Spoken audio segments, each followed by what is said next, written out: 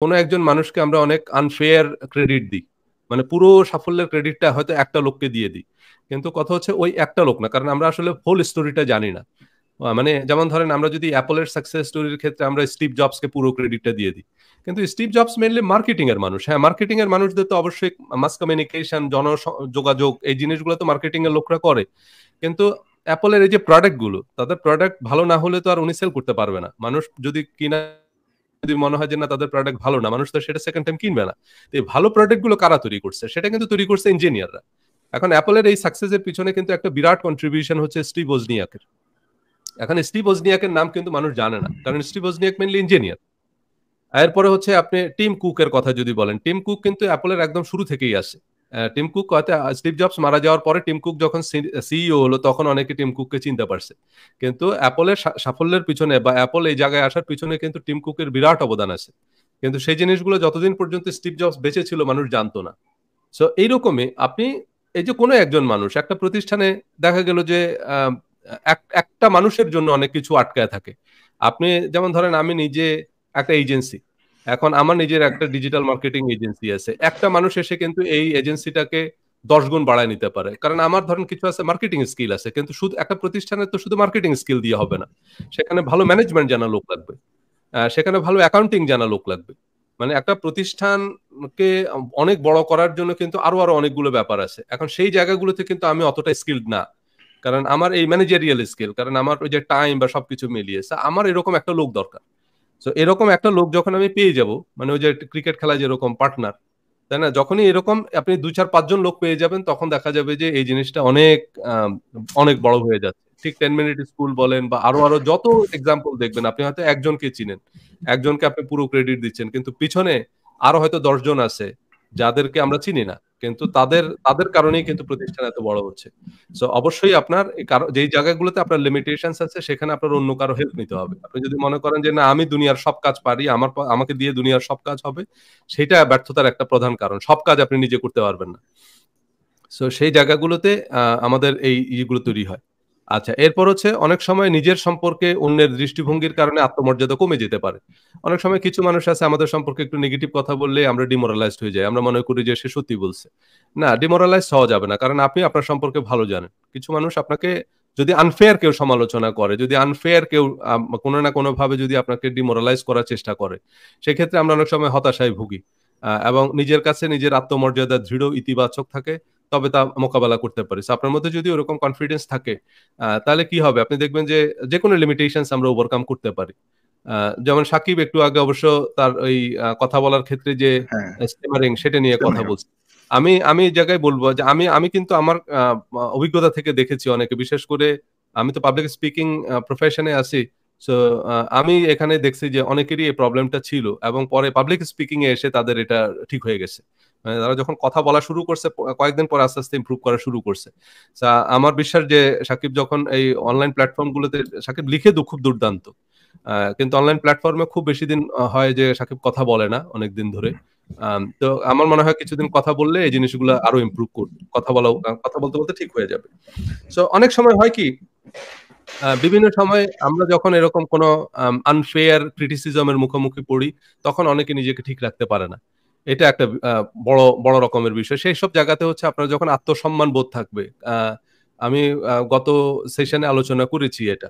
যে কেউ যখন আমাকে আমার কোনো শারীরিক দুর্বলতা হোক, অক্ষমতা হোক, আমার গায়ের রং হোক, এসব নিয়ে যখন কেউ আমার সমালোচনা করে, সেটা কিন্তু আসলে আমার সমস্যা না, সেটা আসলে তার সমস্যা। যেমন বিশেষ করে আমাদের এই আমেরিকান সোসাইটিতে এই ধরনের সমালোচনা এটা আমাদের দেশে খুব বেশি হয় আরকি। আমাদের দেশে এগুলাকে আমরা মোটামুটি নরমালাইজ করে ফেলছি। যে ব্যক্তিগত আক্রমণ। মোটামুটি ব্যক্তিগত আক্রমণ হ্যাঁ। যেটা, মানে কাউরে আমি ছোটবেলা থেকে শুনে আসছি আরকি। মানে আমাকে তো আমার গায়ের রং যেহেতু কালো, সো মোটামুটি কালুলা এটা একটা কমন বিশেষণ আরকি। কালুলা। তো এটা আমার নাম হয়ে গেছে। তো পরে আমেরিকায় এসে দেখলাম যে না, কেউ এ ধরনের কোনো শব্দ ব্যবহার করে না। তারপরে কেউ একটু লম্বা হইলে আমরা তাকে লম্বু বলি। কেউ একটু বেঁটে হইলে বাট্টু বলি। বাট আমেরিকায় এই জিনিসটা খুবই বাজেভাবে দেখা হয় আরকি। কেউ যদি এই ধরনের শব্দ ব্যবহার করে, মানে তার ফ্রেন্ড হোক, তার ইউনিভার্সিটি কলিগ যেখানেই কেউ এই ধরনের শব্দ ব্যবহার করবে তাকে খুব বাজেভাবে ট্রিট করবে। সো এই সেন্স গুলো অবশ্য আমাদের মধ্যে আস্তে আস্তে ডেভেলপ করতেছে। এখন অনেকেই আস্তে আস্তে এই ব্যাপারে সচেতন হচ্ছে আরকি। সো যাই হোক, এসব কারণে অনেক সময় আমাদের মধ্যে আমরা ডিমোরালাইজড হয়ে যাই। আমাদের আত্মসম্মান বোধটা অনেক সময় ডাউন হয়ে যায়। অনেকে একটু গায়ের রং-টং কারণে যখন এসব কথা শুনে তখন তারা আর ফ্রন্টে যেতে চায় না। মনে করে যে আগে আমারে ফর্সা হইতে হবে ক্রিম-টিম মেখে, তা না হলে আমার মানুষের সামনে যাওয়া যাবে না। সো এই যে জিনিসগুলো, এগুলো আমাদের জন্য একটা বড় সমস্যা। এরপরে আসেন ওই যেটা আমরা ইতিমধ্যেই আলোচনায় আনছি, সেটা হচ্ছে এই যে অহংকার। যে আত্মসম্মান বোধ এবং অহংকার, ইগো, ২ টা কিন্তু ২ জিনিস। এখন অহংবোধ কি জিনিস? অহংবোধ হচ্ছে নিজের দুর্বলতা, অক্ষমতা এবং সীমাবদ্ধতাকে অস্বীকার করা। মানে কিছু মানুষ আছে তার মধ্যে যে একটা জিনিস, একটা জায়গায় আমার দুর্বলতা থাকতে পারে। একটা জিনিস জায়গায় আমি পারি না। পৃথিবীর সব কাজ আমাকে দিয়ে হবে না। পৃথিবীর সব কাজে তো আর আমি দক্ষ হতে পারব না। আমার যে জায়গায় সীমাবদ্ধতা আছে, আমার যে জায়গায় অক্ষমতা আছে, সেটাকে আগে আমার মেনে নিতে হবে। কিন্তু যারা ইগোইস্টিক মানুষ, তারা দেখায় যে তারা দুনিয়ার সবকিছুই পারে। সবকিছুতেই তারা সেরা। তারপরে হচ্ছে নিজের অজ্ঞতাকে তারা অবজ্ঞা করে। তারা যে একটা জিনিস জানে না সেটা তারা স্বীকার করে না। তাই না? এজন্য বিভিন্ন ইন্টারভিউ বোর্ডেও হয় এখন। জিজ্ঞেস করে। তো জিজ্ঞেস করলে আপনি যদি না জানেন, আপনি সোজা উত্তর দিবেন যে এই জিনিসটা আমি জানি না। আপনি কেউ যদি আ আ মানে একটা প্রশ্নের উত্তর যদি সিওর না হয়, তাহলে সে বলবে যে আই এম নট সিওর। হ্যাঁ, তাই না? সেই বিষয়ে যদি আপনার কোনো আইডিয়া না থাকে, তাহলে কারেক্ট অ্যান্সার হচ্ছে আই হ্যাভ নো আইডিয়া। কিন্তু কিছু মানুষ আছে যে বিষয়ে কোনো আইডিয়া নাই, সে বিষয়ে উনি বক্তৃতা দিতেছে। পত্রিকায় একটা খবর বের হলো, সাথে, সাথে উনি লাইভে চলে আসলেন। এসে বিরাট একটা বক্তৃতা দিয়ে দিল। অথচ সেই সংশ্লিষ্ট বিষয়ে উনার কোনো ধারণাই নেই। মানে উনি ধরেই নিচ্ছে যে পত্রিকা যেহেতু একটা খবর বেরিয়েছে, তার মানে এটা সত্য। পত্রিকায় লিখছে, সেটা কি আর মিথ্যা হইতে পারে নাকি? কিন্তু আমাদের দেশে পত্রিকায় যা খবর বের হয় তার বেশিরভাগই মিথ্যা। কারণ পত্রিকাগুলো হচ্ছে মিথ্যুক যত বড় ব্যবসায়ী, অর্থ পাচারকারী, এরা হচ্ছে পত্রিকার মালিক। এরা খবর রটায়। এরাই শেয়ার বাজার কেলেঙ্কারি, যত যা কিছু আছে সবকিছু হচ্ছে আমাদের এই মিডিয়া ওনার যারা। এরাই মানে টাকা আতার করে, পাচার করে, সব ওনারাই করে। সো এরাই সবকিছু নিয়ন্ত্রণ করে। তো এখন আমরা পত্রিকায় একটা খবর দেখেই আমি সরাসরি চলে আসলাম লাইভে, শুরু করিতেছি মহান আল্লাহর নামে। তো শুরু করে দিলে হবে না। আগে দেখতে হবে যে পত্রিকার খবর সত্য কিনা। সেটা এনালাইসিস করতে জানতে হবে। যদি সে বিষয়ে আপনার আইডিয়া না থাকে, তাহলে কারেক্ট অ্যান্সার হচ্ছে আই হ্যাভ নো আইডিয়া। এটা হচ্ছে সঠিক উত্তর। কিন্তু অনেকেই আছে সেই জিনিসগুলো, তারা মনে করে যে তারা সব বিষয়ের সব জানতা। সব বিষয় তারা জানে। এটা একটা বড় সমস্যা। রোগের চিকিৎসার পরিবর্তে এরা রোগকে অস্বীকার করে এবং নিজেকে তারা সুস্থ দাবি করে।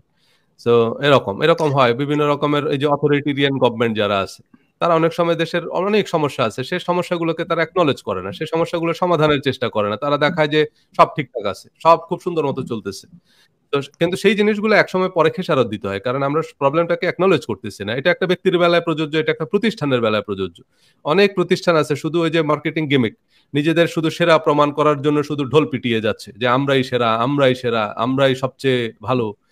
কিন্তু ওই আল্টিমেটলি নিজেদের যে সমস্যা সেগুলো আইডেন্টিফাই করা হয় না, সেগুলো সমাধানের চেষ্টা করা হয় না। একসময় গিয়ে এগুলো তাসের ঘরের মতো ভেঙে পড়ে। সো সেটা একটা ব্যক্তির বেলায়, একটা জাতির বেলায়, একটা আ প্রতিষ্ঠানের বেলায় সমানভাবে প্রযোজ্য। আচ্ছা, এরপরে যেমন ধরেন আপনার একটা ভবনের ভিত্তি না থাকলে তা ধসে পড়বে এবং ভিত্তিহীন ভবন যত উঁচু হবে বিপদ এবং ক্ষতির সম্ভাবনা তত বেশি হবে। মানে ওই যে বললাম একটা প্রতিষ্ঠান অনেক বড় হয়ে গেল তরতর করে, মানে কিন্তু সেটার আশপাশ দিয়ে সেটার ফাউন্ডেশন মজবুত হয়নি। সেটার যে সমস্যাগুলো সেগুলোকে অ্যাকনলেজ করা হয়নি, সমাধানেরও চেষ্টা করা হয়নি। তো এইগু হচ্ছে এরকম। আমরা তরতর করে বিখ্যাত হয়ে যাব। আমাদের অনেক ফ্যান ফলোয়ার তৈরি হয়ে যাবে। সে বিষয়ে আমরা হয়তো নিজেদেরকে এক্সপার্ট দাবি করব। কিন্তু একটা সময় গিয়ে দেখা যাবে যে না, আসলে আমাদের সে ফাউন্ডেশনটা নাই। তো এরকম অহংকার মানুষের সমুদয় অর্জনকে, আদর্শকে এতিম করে তোলে। মানুষের কাছে শুধুমাত্র অহংকারই তখন প্রতিফলিত হয়, ব্যক্তির সকল গুণাগুণ তখন ঢাকা পড়ে। তাই অহংকার পরিত্যাগ করতে হবে। প্রতিনিয়ত আত্ম-উন্নয়নে কাজ করতে হবে। নিজেকে সেরা মনে করাটা এটা নিজের মানে ব্যর্থ হওয়ার একটা অন্যতম আম প্রধান কারণ। সো এটা খেয়াল রাখতে হবে আমাদেরকে। আচ্ছা, এরপরে হচ্ছে যেটা আমরা ভাই, এরপরের বিষয়ে আলোচনা করব, এখানে আমি একটা নির্ধারণ জিনিস করব। হ্যাঁ, অ্যাড করতে চাই যে হ্যাঁ। অহংকারের যে আলোচনাটা, এটা কিন্তু হুম, আমাদের ইসলামে এটার একটা খুব সুন্দর আলোচনা আছে। যেমন আমাদের যে একটা সেন্ট্রাল ভিলেন ইসলামে, সেটা হচ্ছে আবু জাহেল। হুম, হুম। আবু আবু বুঝায়। জাহেলের কিন্তু, হ্যাঁ, আবু জাহেলের কিন্তু নলেজ ছিল। সে ওই সময়ের আলাকে অনেক মানে মানুষই ছিল, যোগ্য মানুষই সে ছিল। কিন্তু হুম, এই হুম, হুম। অহংকারটা ছিল আবু জাহেলের মানে পতনের মূল। তো আবু এক্সাক্টলি। জাহেল মানে যখন রাসূল রাসূল উনাকে নিয়ে আসলো, নিয়ে আসলো উনার সামনে, উনি কিন্তু এটা করছে, অস্বীকার করছে, এবং এজন্য কিন্তু আবু জাহেল হয়ে গেছে। এই অহংকারটাও হ্যাঁ, কিন্তু আসলে ওইরকম একটা আবু জাহেলের মানে আচরণ আর কি। এক্সাক্টলি, হ্যাঁ। এক্সাক্টলি। মানে আবু আবু জাহেলের নাম ছিল হচ্ছে, মানে উনার উপাধি ছিল হচ্ছে আবুল হাকাম। হাকাম, মানে আবুল হাকাম। হাকাম মানে হচ্ছে জ্ঞানীদের পিতা। মানে উনি সে সময়ের সবচেয়ে বড় ধর্মগুরু ছিল। কিন্তু এই যে অহংকার শেষ পর্যন্ত তাকে মূর্খদের পিতা বানিয়ে দিল। মানে তার মধ্যে মনে হয়েছিল যে, আমি এত বড় ধর্মগুরু, এখন কাউকে যদি নবী নির্বাচন করা হয়, তাহলে আমারে নবী নির্বাচন করবে, তোমারে কেন করবে? তুমি কে? মানে এই যে একটা জিনিস, মানে এই জিনিসটা সে মেনে নিতে পারে নাই। তার কাছে মনে হয়েছে যে হ্যাঁ, ঠিক আছে, তোমার কথা ঠিক আছে। তুমি যেগুলো বলতেছো এগুলো আল্লাহর কথা। এগুলো আল্লাহর কালাম। এগুলো সে বুঝছে। কিন্তু তার ইগোটা ছিল ওই জায়গাটায় যে নবী হইলে আমি হব, তুমি কেন? মানে ওই জায়গাটায় সে মানতে পারে নাই। এক্সাক্টলি, মানুষের এই যে অহংবোধটা। আমি এই জায়গায় আরেকটা উদাহরণ দিব, আমার হঠাৎ মনে পড়ছে। এই যে মার্কেটিং এর ক্ষেত্রে আপনার আমাদের বাংলাদেশের মার্কেটিং জগতের সবচেয়ে বড় একটা টেস্টিমনি হচ্ছে অ্যারোমেটিকের হালাল সাবান। মানে যদিও ধর্মীয় দৃষ্টিকোণ থেকে আমি এটাকে বলবো যে এটা একটা ভাওতাবাজি, মানে মানুষের ধর্মীয় আবেগকে কাজে লাগিয়ে মানুষকে বোকা বানানো। সেটা রিলিজিয়াস পার্সপেক্টিভ থেকে এক ধরনের দৃষ্টিকোণ আমাদের, এবং কারণ এই হালালের সাথে ইসলামের সম্পর্ক নাই কেন? কারণ হচ্ছে এই হালাল সাবানটা নিয়ে আসছে হলো Jamuna group. So Jamuna group আবার একই সময়ে কিন্তু তারা আবার বিয়ার বানায়। বাংলাদেশে ওই যে ক্রাউন হান্টার নামে একটা বিয়ার তারা ওই একই সময়ে বাজারে লঞ্চ করছে। সেই যমুনা গ্রুপই বিয়ারও বানাচ্ছে, আবার তারা হালাল সাবানও মার্কেটিং করতেছে। সো এই হালাল সাবানটা এটা রিলিজিয়াস পয়েন্ট অফ ভিউ থেকে এটা একটা গিমিক, ওকে। কিন্তু মার্কেটিং পার্সপেক্টিভ থেকে, মার্কেটিং এর দৃষ্টিকোণ থেকে এটা একটা বিরাট সাফল্য। মানে লাক্সের মতো একটা ইন্টারন্যাশনাল ব্র্যান্ডের মার্কেট শেয়ার রীতিমতো তারা ধসায় দিল। মানে পুরো মার্কেট আউট হয়ে গেছে Lux for time being. So অ্যারোমেটিকের এই হালাল সাবানের কনসেপ্টটা এত জনপ্রিয় হয়েছে যে ফিলিপ কটলারের যে প্রিন্সিপালস অফ মার্কেটিং তার মধ্যে কিন্তু এই মানে হালাল সাবান, অ্যারোমেটিকের এই হালাল সাবানের কেস স্টাডিটা আছে। কিন্তু এই হালাল সাবান যে কারণে ফেল করলো, হালাল সাবান কিন্তু এখন আর সেই ক্রেজে নাই, এখন কিন্তু তারা আবার মার্কেট আউট হয়ে গেছে। হালাল সাবান যে জায়গাটায় মিস্টেক করছে সেটা হচ্ছে ওই যে যমুনা গ্রুপের এরা তো আসলে অত লেখাপড়া জানা মানুষ না। এরাও তো মোটামুটি ওই যে পান্ডা কিসিমের তো। তো যিনি আসলে এই আইডিয়াটা ডেভেলপ করছে উনি হচ্ছে আলমগীর সাহেব, সামথিং আলমগীর ওনার নাম। উনি তখন অ্যারোমেটিকের বা যমুনা গ্রুপের হেড অফ ব্র্যান্ড ছিল, ওনার মাথা থেকে এই কনসেপ্টটা আসছে। কিন্তু কিছুদিন পরে উনি যখন বিভিন্ন জায়গায়, স্বাভাবিকভাবে ওনার একটা কনসেপ্ট যখন এত সফল হবে উনি সেটার একটু ক্রেডিট নিতে চাইবেন। উনি বিভিন্ন জায়গায় জায়গায় একটু বলতেছিলেন আর কি যে এই আইডিয়াটা আমার দেয়া। খুব স্বাভাবিকভাবেই তো বলবে, এবং তাকে সেটার ক্রেডিট দেওয়া উচিত ছিল অবশ্যই। তখন ওই যমুনা গ্রুপের যিনি চেয়ারম্যান ছিলেন উনি উনি হচ্ছে এইটার ক্রেডিট উনি নিবে না, এটা ওনার আইডিয়া। সামথিং এরকম করে শেষ পর্যন্ত ওই আলমগীর সাহেবকে ওই কোম্পানি থেকে ছাঁটাই করে দিছে আর কি, বা কোনোভাবে উনি পরে যমুনা গ্রুপ ছেড়ে চলে গেছে অন্যত্র। এরপরে এখন মানে উনি এসসিআই তে আছে। তো এরপরে কি হলো, এদের তো আর কোনো ব্র্যান্ডিং এর আইডিয়া নাই, এদের তো আর কোনো কনসেপ্ট নাই, এরা তো আর মার্কেটিং ব্র্যান্ডিং কিছু বুঝে না। এরা হচ্ছে জমি দখল টখল করে শেষ পর্যন্ত কোটি কোটি টাকার মালিক হয়ে গেছে। সো যে কারণে হচ্ছে যেটা অ্যারোমেটিকের মতো ব্র্যান্ডটা এত জায়গা, এত উঁচু জায়গা থেকে শেষ পর্যন্ত কেন নিচে পড়ছে, কারণ অ্যারোমেটিকের ব্র্যান্ডটাকে তারা ডিস্ট্রয় করে ফেলছে হচ্ছে যখন তারা প্রভারে দিয়ে অ্যারোমেটিকের বিজ্ঞাপন বানানো শুরু করলো। মানে তারা লাক্সের মতো করে বিজ্ঞাপন বানানো শুরু করলো। এখন অ্যারোমেটিকের কনসেপ্ট, অ্যারোমেটিক সাবানটা মানুষ একসেপ্ট করলো কেন? রিলিজিয়াস পয়েন্ট অফ ভিউ থেকে, যে এটা হালাল সাবান। তো তাদের উচিত ছিল হলো জাকির নায়করে দিয়ে বিজ্ঞাপন বানানো, যে তারা জাকির নায়ক আবার এরকম বিভিন্ন যুক্তি টুক্তি দিয়ে বুঝাই দিবে যে কেন এটা হালাল। মানে তারা আলটিমেটলি সে জায়গায় না গিয়ে তারা লাক্সকে কপি করা শুরু করলো। অ্যারোমেটিকের উচিত ছিল হচ্ছে তারা সেহেরির প্রোগ্রাম, তারা ইফতারের প্রোগ্রাম, মানে ধর্মীয় যত প্রশ্ন উত্তরের প্রোগ্রাম এগুলোতে তারা স্পন্সর করবে, মানে এটাকে টোটালি একটা রিলিজিয়াস ব্র্যান্ড হিসাবে দাঁড় করাবে, এবং সেটার একটা বিরাট বাজার আছে বাংলাদেশে। কিন্তু সেই জায়গা থেকে না গিয়ে তারা হচ্ছে আপনার ওই অ্যারোমেটিকের বিজ্ঞাপনগুলো পরে হয়ে গেল লাক্সের মতো। এবং তখন মানুষ রিজেক্ট করলো যে এটার সাথে তো আসলে আমার যে রিলিজিয়াস সেন্টিমেন্ট সেটার কোনো সম্পর্ক নাই, তারা জাস্ট শুধুই নামেই বলতেছে হালাল। তো যে কথাটা বললাম ওই যে ইগো, শেষ পর্যন্ত কিন্তু এত এত বড় একটা সাকসেস স্টোরি শেষ পর্যন্ত কিন্তু ব্যর্থতার স্টোরি হয়ে গেল। কারণ হচ্ছে ওই যে একটা মানুষকে সে ক্রেডিট দেয়নি, সে মনে করছে যে না ভাই তুমি আমার এখানে চাকরি করো, তোমার আবার আইডিয়া কি, এটা সব ক্রেডিট আমার, এই সব ক্রেডিট আমি নিতে গিয়ে শেষ পর্যন্ত কিন্তু এই জিনিসটা বরবাদ হলো। সো ওই আবু জাহালের যে উদাহরণটা, এই মার্কেটিং এও এরকম আবু জাহেল আছে, মানে ক্রেডিট নিতে গিয়ে শেষ পর্যন্ত আমরা নষ্ট করে ফেলি। আচ্ছা, এরপরের যে আলোচনাটা এখানে একটু সাকিব শুরু করতে পারেন, সেটা হচ্ছে জি। লক্ষ্য নির্ধারণ করা। মানে সাফল্যের পিছনে একটা গুরুত্বপূর্ণ জিনিস সেটা হচ্ছে, যেমন সাফল্যের হাজারটা রাস্তা জানা থাকলেই হবে না, সুনির্দিষ্ট লক্ষ্য স্থির করতে হবে। ব্যর্থ মানুষটা লক্ষ্যবিহীন ভাবে এদিক ওদিক ছুটাছুটি করে এবং একসময় হতাশ হয়ে হাল ছেড়ে দেয়। তাই সুনির্দিষ্ট লক্ষ্য নির্ধারণ করতে হবে। মানে এই যে ফোকাস, মানে আমরা ফোকাস করতে পারি না। এই জায়গাটাই হচ্ছে আমাদের একটা বড় সমস্যা, যে আমরা আসলে কোথায় কি করব। আমাদের সামনে 1000টা প্রফেশন আছে, আমরা সবই আলটিমেটলি করতেছি। আমি আমেরিকাও যেতে চাই, আবার বিসিএস পরীক্ষাও দিতে চাই, তো দুইটা তো একসাথে হবে না। আপনি হয় আমেরিকা যাবেন, নয়তো বিসিএস পরীক্ষা দিবেন। সো আলটিমেটলি ফোকাস করতে পারতেছি না। ফেসবুকে ঢুকে হয়তো দেখলাম এক ফ্রেন্ড ফ্লোরিডাতে দাঁড়িয়ে একটা সেলফি দিল, তখন আমার মনে হলো যে না, আমার ফ্লোরিডা যেতে হবে যে কোনো মূল্যে। আবার আরেকজন হয়তো বিসিএস এর পোস্টে দিল যে সে বিসিএস ক্যাডার হয়েছে, পুলিশ হয়েছে এখন, তখন আপনার মনে হলো যে আমার পুলিশ হইতে হবে। তাই দুইটা তো একই টাইম আপনি হতে পারবেন না। এই ফোকাস, এই যে ফোকাসটা আমাদের নষ্ট হয়ে যায়, এটা একটা আরেকটা বড় কারণ আমাদের, যে একই সাথে আমরা আসলে অনেকগুলো কাজ করতে যাই, ফোকাস করতে পারি না। এই জায়গাটায় আপনি একটু জি বলেন। হ্যাঁ, এখানে আসলে ফোকাসের সাথে আর একটা আলোচনা আছে, সেটা হচ্ছে ভিশন। ফোকাস এবং ভিশনের মধ্যে একটা পার্থক্য আছে, এটা অনেক সময় আমরা হুম হুম মানে ইগনোর করি। ফোকাস মানে কি? ফোকাস মানে হইতেছে যে আমাদের সামনে এখন যা আছে ওইটাকেই একদম এইভাবেই করা, যে চশমার মতো যেগুলো আছে আপনার, যে ফাইন গ্লাস, ম্যাগনিফাইং গ্লাস দিয়ে ওইটাকেই করা, এটা হচ্ছে হুম হুম ফোকাস। হুম আরেকটা জিনিস আছে, হচ্ছে magnifying glass, vision, exactly. Magnifying. হ্যাঁ, তার মানে ওইটা হুম ওইটা নিয়েই আমি আছি, মানে আমার 1 সপ্তাহ পরে একটা এক্সাম আছে, আমি ওইটা নিয়েই শুধু চিন্তা করতেছি, পৃথিবীর অন্য আর সব জিনিস আমার আউট, আমার মাথা থেকে। এটা হচ্ছে কি ফোকাস। আচ্ছা, আর আরেকটা আছে জিনিস, সেটা হচ্ছে ভিশন। ভিশনটা কি, যেটা অনেক লম্বা সময় পরে হবে কি। ভিশন আসলে কোথা থেকে আসে? ভিশন মানে হচ্ছে far, far I can see, এটা হচ্ছে ভিশন। যেমন হচ্ছে যে ছোট বাচ্চাকে এক্স্যাক্টলি। একটা ছোট বাচ্চাকে যদি হুম আপনি করেন যে স্বপ্ন, যে তোমার ইঞ্জিনিয়ার হইতে হবে, এটা হচ্ছে কি, ও ও হয়তো এখন ওর ইঞ্জিনিয়ার হওয়ার মতো অবস্থা নেই, বাট ওর ভিতরে কিন্তু একটা স্বপ্ন ইড আপ হবে, মানে বিল্ড আপ হবে, যে আমাকে আফটার 5 ইয়ার্স অর 6 ইয়ার্স আমাকে ইঞ্জিনিয়ারিং অ্যাডমিশনে অ্যাপিয়ার করতে হবে। বাট ওইটা নিয়ে চিন্তা করতে করতে এখন এমন যদি হয় অবস্থা যে আগামীকালেরই পরীক্ষা অঙ্ক, সে অঙ্ক নিয়ে চিন্তা করে না, এখন সে ইঞ্জিনিয়ারিং এর শুনতেছে ভিডিও, তাহলে তো হবে না।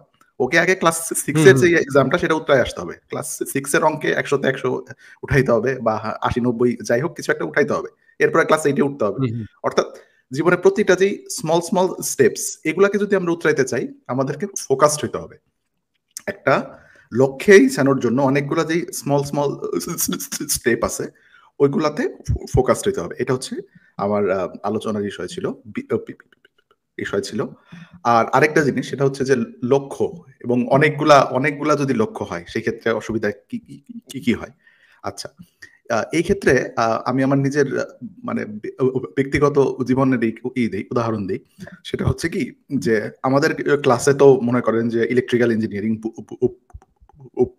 ওয়েটে, তো ওইখানে অনেক স্টুডেন্টই ছিল। তো আমাদের একটা ফ্রেন্ড ছিল, ওর হচ্ছে ইঞ্জিনিয়ারিং ভাল লাগতো না, বাট ও ইঞ্জিনিয়ারিং এ আসছে। সে ওই ফার্স্ট ইয়ারেরই আমাদের যখন আলাপ আলোচনা হইতো, তো আমরা আমরা এক একটা জিনিসই করতাম, বলতাম যে এটা হইতে চাই, ওইটা হইতে চাই আফটার ইঞ্জিনিয়ারিং। ও সবসময় একটা কথাই বলতো যে সে এসপি হইতে চায়। তো আমরা ওরে এমন একটা সময় হয়ে গেল যে সবাই ওরে মানে দেওয়ার করলো কি, যে ও হচ্ছে ওর নাম ছিল রনি। তো আমরা ওকে করতাম কি, এসপি রনি, অর্থাৎ সে এসপি নিয়ে এত অবসেসড। তো এই জিনিসটা হচ্ছে যে আফটার ইঞ্জিনিয়ারিং ও অনেকদিনই করলো অপেক্ষা। তো এই যে রিসেন্ট যে ইটা হইলো, এসিএসটা হইলো 41, এখানে সে কিন্তু সত্যি সত্যি আপনার এসপি হয়েছে, যে এডিশনাল এসপি যেটা এএসপি, ওখানে কিন্তু হয়েছে। আচ্ছা, অর্থাৎ পুলিশ, হ্যাঁ। হ্যাঁ, মানে একটা মানুষ হুম কিন্তু সে প্রায় 7-8 বছর আগে থেকে কিন্তু একটা স্বপ্নের মধ্যে ছিল, একটা এইম ছিল, সেই এইমটাই কিন্তু অবশেষে সাকসেসফুল হইলো।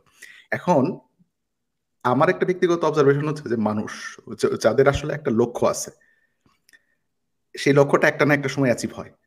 আপনি যদি অনেক যোগ্য মানুষ হন, ওই জিনিসটা অ্যাচিভ করতে হয়তো আপনার অল্প সময় হুম লাগবে। আর আপনার যদি যোগ্যতা হুম একটু থাকে, অল্প অল্প হয় যোগ্যতা, তাহলে একটু বেশি সময় লাগবে, বেশি হুম সময় হুম লাগবে, কিন্তু একটু একটা বেশি সময় ফোকাস লাগবে, নিয়ে যদি এক্স্যাক্টলি। আমরা আগাই, সেটা কিন্তু অ্যাচিভ হয়ে যায়। সো এই জন্য মানে একটা হুম হুম ফোকাস মানে হুম কি, একটা ভিশন নিয়ে যদি আমরা ফোকাসড হই, আমাদের লক্ষ্যটা কিন্তু অ্যাচিভ হয়ে যায়। হুম হুম হুম এক্স্যাক্টলি, এক্স্যাক্টলি। যেমন আমাদের ওই ট্রায়ালগের মধ্যে একটা আলোচনা উঠে আসছে, ওই যে কোরআন মুখস্থ রাখার বিষয়ে। যে মানে ওই যে ফখরুল একটা দিছিল, যে নিউরোসায়েন্স কি বলে, যে আমরা একটা জিনিস যদি শুনি, সেটা আমরা কতখানি অবিকল মনে রাখতে পারি। হ্যাঁ, এখন যিনি ওই ওই মডেলটার তো আবার এক্সেপশন আছে, প্রত্যেকটা থিওরিরই তো আবার কিছু এক্সেপশন আছে। যেমন ইকোনমিক্সে আমরা যখন একটা থিওরি পড়ি, সেটার আবার এক্সেপশন আছে। সব সময় চাহিদা কমলে দাম বাড়ে না, বা মানে চাহিদা কমলে, মানে চাহিদা বাড়লে দাম কমে না, কিছু কিছু প্রোডাক্টের এক্সেপশন আছে এরকম। সো এখন নিউরোসায়েন্সের যে ব্যাপারটা, যেমন হাফেজরা যেভাবে কোরআন মুখস্থ করে সেটা একটা আলাদা লেভেলের ডেডিকেশন। মানে হাফেজরা, হাফিজি মাদ্রাসায় একজন হাফেজের কিন্তু ফুল টাইম হচ্ছে কোরআন মুখস্থ করা, ওনাদের আর কোনো সাবজেক্ট পড়ানো হয় না। মানে হাফিজি মাদ্রাসায় যে ছাত্রদেরকে ভর্তি করা হয় তারা ফুল টাইম কোরআনই পড়ে, অন্য কোনো সাবজেক্ট আর নাই। সো প্রতিদিন হয়তো তারা 3টা আয়াত যদি মুখস্থ করে, তাহলে মাসে হয়তো 100 খানেক আয়াত মুখস্থ করতে পারে, বছরে 1000 খানেক আয়াত, 6 বছর লাগে হচ্ছে কোরআন মুখস্থ করতে। এবং মুখস্থ করার সাথে সাথেই হয়ে গেল না। একজন নতুন হাফেজ মানে হচ্ছে অনেকটা নতুন ড্রাইভিং লাইসেন্স পাওয়ার পরে একজন নতুন ড্রাইভার যেরকম। আবার এই হাফেজদের আবার ভালো হাফেজ হওয়ার জন্য আরো 6 বছর 7 বছর লাগে, এবং তখন প্রতিদিন তারা এরকম 1 পারা 2 পারা করে পড়ে, প্রতিদিন আবার 5-7 ঘন্টা করে পড়ে, পড়ে পরবর্তী 6 বছরে গিয়ে তারা ভালো হাফেজ হয় আর কি। আবার এর মধ্যেও আবার আছে যারা একটু বেশি মেধাবীও, আবার আম, যারা অনেক বেশি সময় এফোর্ট দেয়, তাদের মধ্যে কে কোনো কোনো হাফেজ আছে যারা একেবারে বিশ্ব চ্যাম্পিয়ন হাফেজ আর কি। হ্যাঁ, তারা একেবারে ভাই বিশ্ব এখানে, চ্যাম্পিয়ন হাফেজ, ওই যে বিভিন্ন হ্যাঁ রকমের আন্তর্জাতিক প্রতিযোগিতা হয়। হ্যাঁ ভাই, আমার হ্যাঁ, একটা জিনিস আজকেই পড়লো হ্যাঁ, বা হ্যাঁ, বলেন। মনে পড়লো যে ওই দিনের আলোচনা এটা আসা উচিত ছিল। সেটা হচ্ছে কি, যে হিপস সম্পর্কে আমরা যারা অনারব আছি আমাদের আইডিয়া একরকম।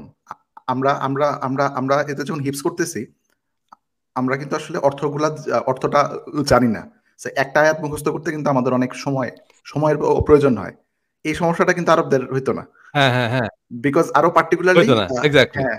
এবং আয়াতগুলা কিন্তু আসছেই হচ্ছে যে ওই সময়কার আরবদের যে ল্যাঙ্গুয়েজটা ছিল আধুনিক আরবিতেও না, অর্থাৎ ওই সময়ের যে আরবি ওইটাতে। হ্যাঁ, হ্যাঁ, তো হ্যাঁ, ওনাদের কিন্তু এক্স্যাক্টলি। মুখস্থ হ্যাঁ, হ্যাঁ, সেটাই। ওটা কিন্তু মুখস্থ করতে ওনাদের এত বেশি সময় লাগতো না। এবং অত বেশি সময় লাগে না। হ্যাঁ। কোরআনের যে আপনার শব্দের বিন্যাসগুলো আছে সেটা কিন্তু অনেক ইজি।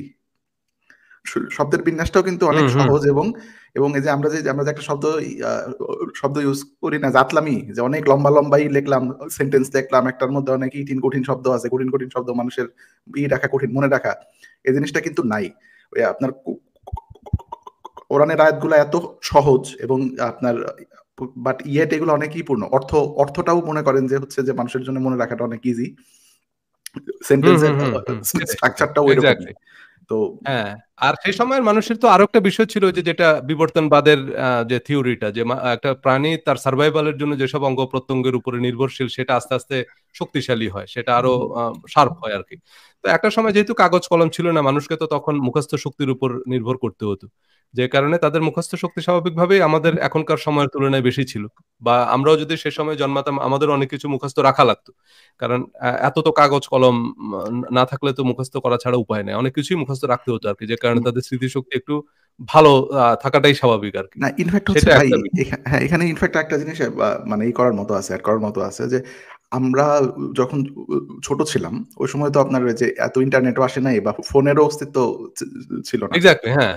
অনেক ফোন নাম্বার বা অনেক মানুষের অ্যাড্রেস আমাদের কিন্তু মুখস্থ মুখস্থ ছিল। ছিল, হ্যাঁ। এখন এক্স্যাক্টলি। এখন সেটা এখন আমারই খুব অবাক লাগে যে এই জিনিসগুলো তো এখন আমার আর মুখস্থ হয় না আগের মতো।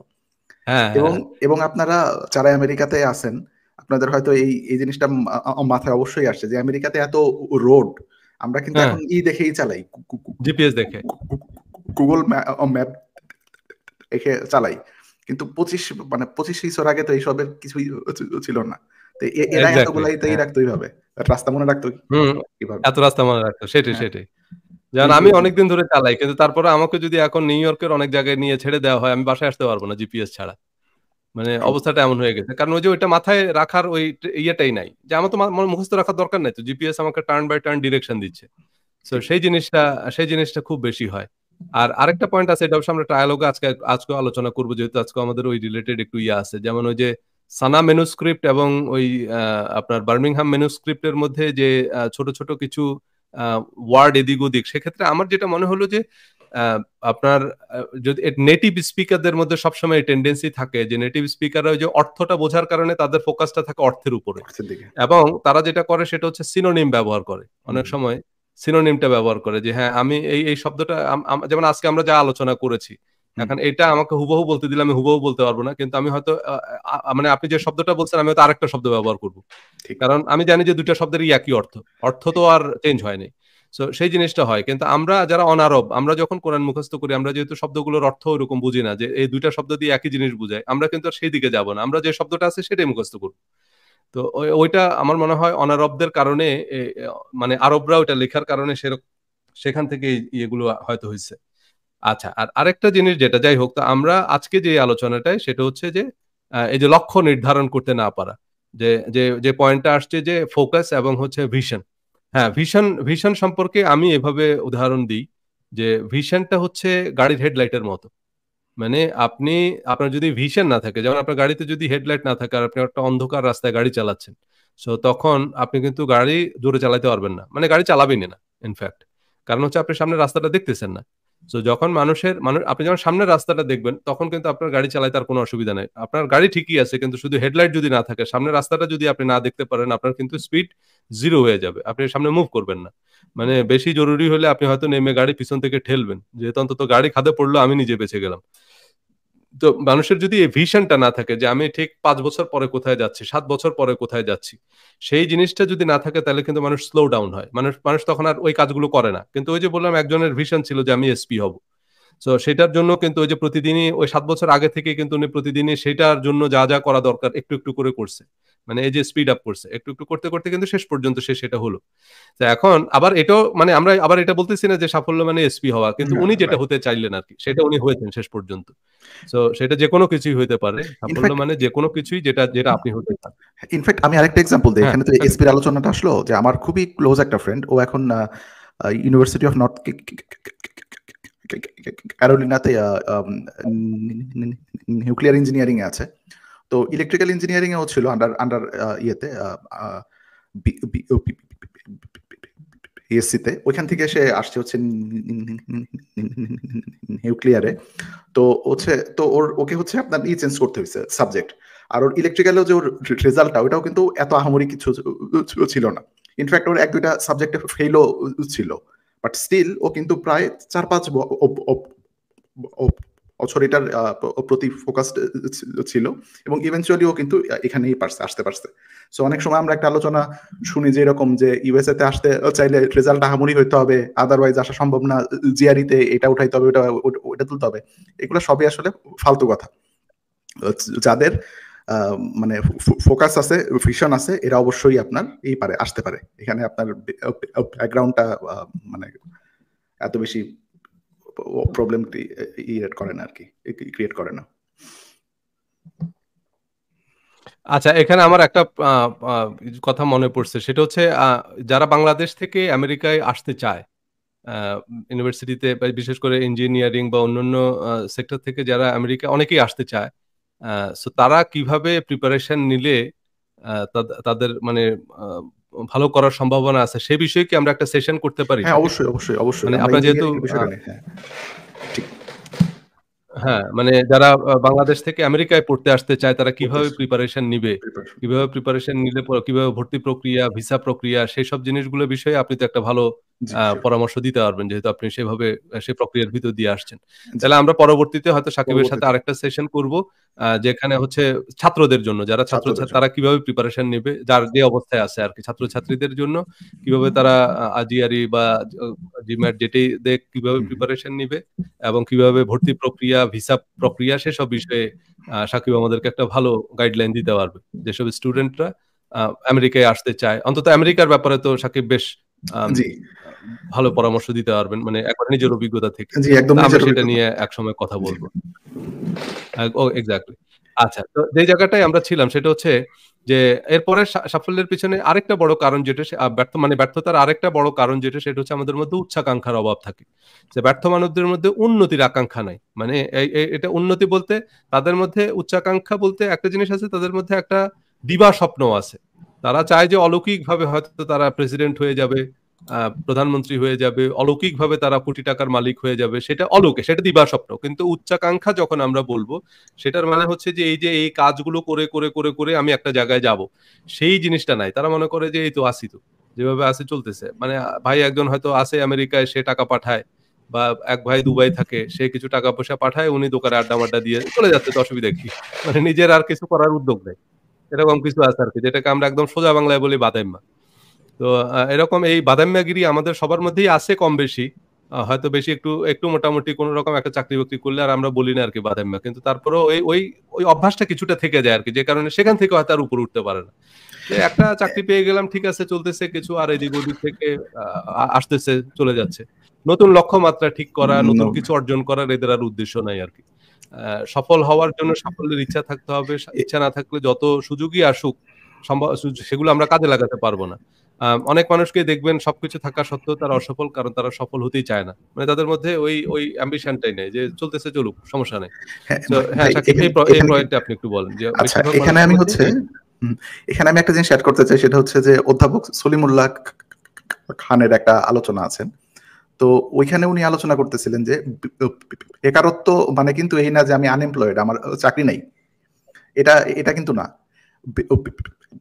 বেকারত্বের একটা সংজ্ঞা এরকমও হওয়া সম্ভব যে আমি ৮০,০০০ টাকা ইনকাম করতে পারতাম, বাট আমি ইনকাম করতেছি ৪০,০০০ টাকা।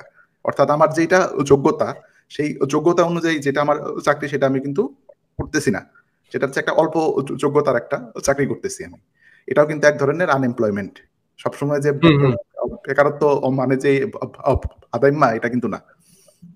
নিজের যোগ্যতার চেয়ে অল্প আমরা যে জবগুলো করতেছি, এটাও কিন্তু এক ধরনের এক ধরনের বেকারত্ব। এক্স্যাক্টলি, ওকে। আচ্ছা, স্টুডেন্ট ভিসা নিয়ে ইউএসএ তে আসতে হলে কি কি করা লাগবে, এমন একটি ভিডিও বানালে ভালো হবে। হ্যাঁ হ্যাঁ, এরকম একটা ভিডিও আমরা বানাবো ইনশাল্লাহ। যে সাকিবের সাথে কথা হয়েছে যে স্টুডেন্ট ভিসা নিয়ে ইউএসএ তে যদি আসতে চাই, তাহলে কি কি করা লাগবে, আমরা একটা লাইভ সেশন করব সাকিবের সাথে, পরবর্তীতে কথা বলে একটা সুবিধা মতো সময়ে আমরা এ বিষয়ে একটু কথা বলবো। সো আচ্ছা, ঠিক আছে, জি, থ্যাংক ইউ। তো এরপরে হচ্ছে যেটা, যে আমরা যে বিষয়টা নিয়ে কথা বলছিলাম, সেটা হচ্ছে যে উচ্চাকাঙ্ক্ষার অভাব। যে আমাদের মধ্যে এই উচ্চাকাঙ্ক্ষার অভাব, সেই কারণে হচ্ছে আমরা শেষ পর্যন্ত জীবনে খুব একটা উন্নতি করতে পারি না। দেখুন, এই যে এখানে আমি একটা ছোট্ট ছবি দিয়েছি, এই যে ফুল সাজানো, এখন এই ফুল বিক্রি করেও কিন্তু মানুষ কোটিপতি হয়ে গেছে। কারণ হচ্ছে তারা, যেমন আমার নিজেরই একটা ফ্রেন্ড আছে, আমি বলি, আমার ফ্রেন্ড বলতে সে কিন্তু ওরকম লেখাপড়া করে নাই, একেবারেই বকলম। মানে আমার ফ্রেন্ডের ফ্রেন্ড আরকি। তো সে ওরকম কোনো পড়াশোনা করতে পারেনি, স্কুল থেকে ড্রপ আউট হয়ে গেছে। 3-4 পর্যন্ত পড়ছে। কিন্তু তার মধ্যে মারাত্মক রকমের একটা স্পিরিট আছে। এমনিতেই স্মার্ট, মানে কথাবার্তা বললে বোঝা যাবে না যে বেশি দূর পড়াশোনা করেনি। তো সে হচ্ছে ওই যে শাহবাগে যে ফুলের দোকানটা আছে, ওইখানে ১ম এরকম আমরা যখন ইউনিভার্সিটিতে পড়ি আরকি, তখন সে হচ্ছে ওইখানে বসে ফুল বিক্রি করত।